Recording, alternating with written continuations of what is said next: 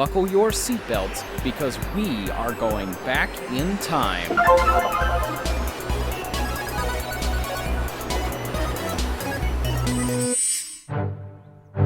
Like a true sci-fi hero, this 1988 Lincoln Mark VII LSC has a complicated backstory, with sons turning against fathers, alternate timelines, and even Lee Iacocca. For years, the Lincoln Continental Mark series prevailed as the most luxurious and expensive car from Ford Motor Company. But by the early 80s, BMW and Mercedes-Benz were making inroads in the luxury market. America's young professionals wanted performance, not plush, and German minimalism appealed greatly over American excess. In response, Ford designers created a small, sleek-looking concept called the Aero luxury car, and the public loved it. While clearly a Lincoln, much of the design made its way into the 1983 Thunderbird, which actually beat Lincoln to market. But that didn't make the Continental Mark VII any less attractive when it debuted a year later. It scored an aerodynamics and styling win, with the first flush composite headlamps in the United States since 1940. Years of lobbying had convinced the government to end its requirement for sealed beam headlights in favor of smoother designs with less wind resistance. The new Mark VII also came with plenty of 80s-era technology, including fuel injection and electronic air suspension. The Thunderbird and the Mark VII both rode on the Ford Fox platform, a do-everything design used on vehicles from the Ford Granada wagon to the Mercury Capri. The new Lincoln measured over a foot shorter, half a foot narrower, and over 300 pounds lighter than its Mark VI predecessor, but you could still spot the family resemblance. I think the Continental spare tire hump is one of my favorite styling features, and I know it's silly, and I know that it doesn't actually hold a spare tire, and the real spare tire is off here to the left, but there's just something about it. It's just so tacky by today's standards, and I think that's why I like it. Compared to the boxy town car and the bustle-back Continental sedan, the Mark VII was a radical departure for Lincoln, especially in its performance-oriented luxury sport coupe trim.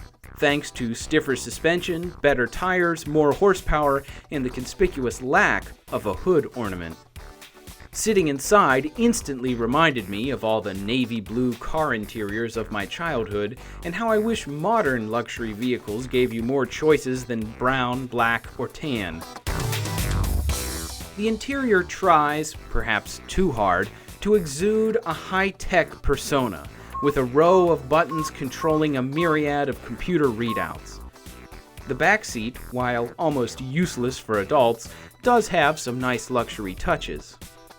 Combined with a skinny-stalked floor shifter, a large center console, and a snug but not cramped seat, this was the most driver-focused Lincoln interior ever.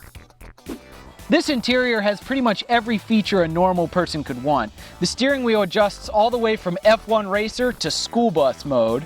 The power seats got like 40 different types of movement, including butt bolsters that hold you tight. And most importantly, there's a gyroscopic cup holder for my chocolate milk. Joking aside, Lincoln took a huge step with the Continental Mark VII. For the first time, they offered a car that actually tried to compete with European brands. This was revolutionary stuff for an American automaker. It grew to represent not only Lincoln, but all of Ford Motor Company, the flagship of a corporate renaissance where quality was job one. In 1985, it became the first American car with 4-channel anti-lock brakes. In 1986, it dropped the Continental name, but gained multi-port fuel injection. By 1988, all Mark VII models had the same high-output 5-liter V8 as the Mustang GT. Originally, it made 225 horsepower and 300 pound-feet of torque, but I think this engine has lost some of it over time. It's far from gutless, but smashing the pedal doesn't produce much excitement. On the road, it feels like a cross between an 80s Mustang and a town car, which essentially it was. The car's small size means it doesn't wallow like its ancestors, but you certainly won't mistake it for a BMW. The air suspension dissipates most bumps, but the car shows its age with plenty of squeaks and rattles. At one point, the system deflated and left us stranded. A simple 30-cent O-ring solved the problem. Despite those complaints, the Mark VII's chassis feels as if it could easily handle more speed.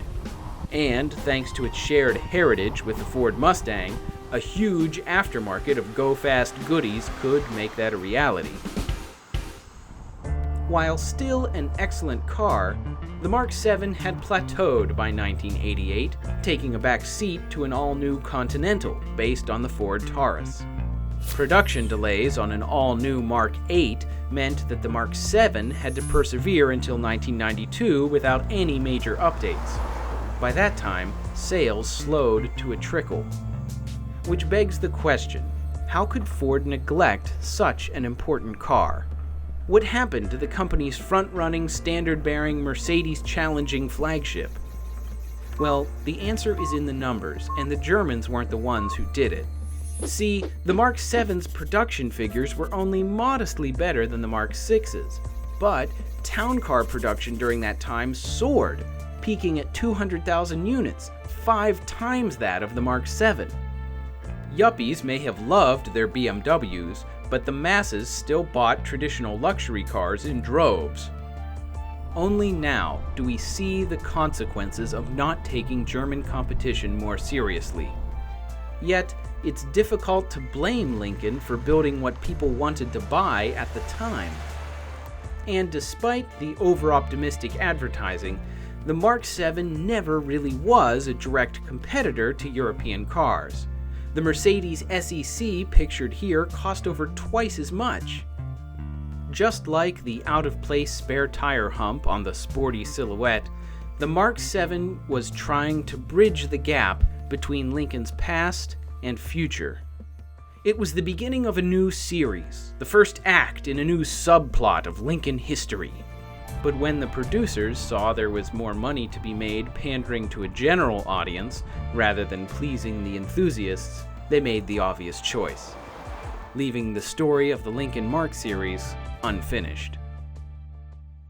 However, the Continental Mark VII, and especially the LSC, had a ripple effect on Ford. It ushered in a new era of technology and aerodynamic design, and no doubt increased dealership traffic, which helped sell all those town cars.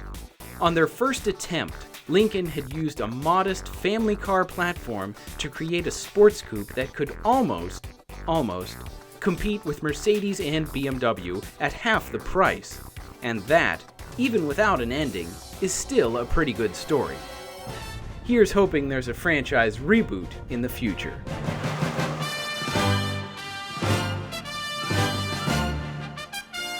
Thanks for watching. Before you go, we're working on a full-length documentary about automotive history, and we want you to be a part of it.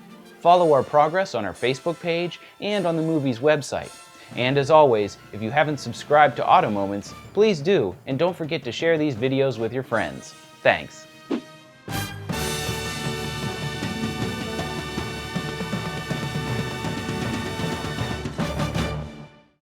In case you're wondering if there's an accident, that'll save your life.